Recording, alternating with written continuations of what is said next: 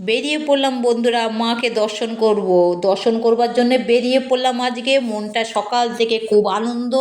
ঘুম থেকে উঠে স্নান টান করে সকালে সকালে বেরিয়ে পড়েছি। কোথায় যাচ্ছি সম্পূর্ণ ভিডিওটা দেখো, তাহলেই বুঝতে পারবে। এটা হচ্ছে দুর্গাপুর ব্যারেজ। আমরা যাচ্ছি বাসের ভেতর থেকে ক্যামেরাটা করেছি বন্ধুরা, কারণ কুয়াশা ছিল প্রচণ্ড, ঠান্ডাটাও ছিল। তার জন্যে ভেতর রেখে জানলাটা খোলা হলো না, ভেতর থেকে ক্যামেরা করে তোমাদের একটু দেখিয়ে দিচ্ছি। এবার আমরা দুর্গাপুর স্টেশনে ঢুকে যাব। ঢুকে গিয়ে কোথায় যাচ্ছি সম্পূর্ণটা ভিডিওটা দেখো, তাহলেই জানতে পারবে। বলে ফেলি তোমাদেরকে আমরা কোথায় যাচ্ছি। বলছি, দাঁড়াও, অত ব্যস্ত হচ্ছ কেন। আমরা যাচ্ছি কৃষ্ণকালী মায়ের দর্শন করতে। রাধে রাধে বন্ধুরা, সবাই কেমন আছো? আশা করি সবাই ভালো আছো। তোমাদের সেবাতে আমরাও ভালো আছি।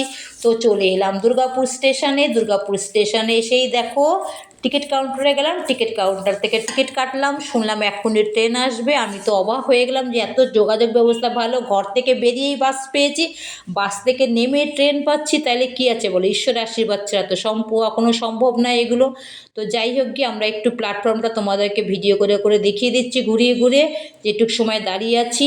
তো আরও অনেকে যাচ্ছে, একজনের সাথে পরিচয় হলো, ওনারাও যাচ্ছেন। তো যাই হোক, ভালোই লাগলো। তো তোমাদের একটু ছোট্ট করে ভিডিও দেখিয়ে দিই কীভাবে যেতে হয় না হয়। সম্পূর্ণ ভিডিওটা বন্ধুরা দেখবে, তাহলেই বুঝতে পারবে মায়ের মন্দির দর্শন করবে কি করে। তো আমি পার্ট বাই পার্ট ভিডিওগুলো দেবো, তোমরা একটু দেখবে ভালো করে, তাহলেই বুঝতে পারবে। যারা যাও তারা তো জানোই, আর যারা যাও না তারা একটু দেখে নিও।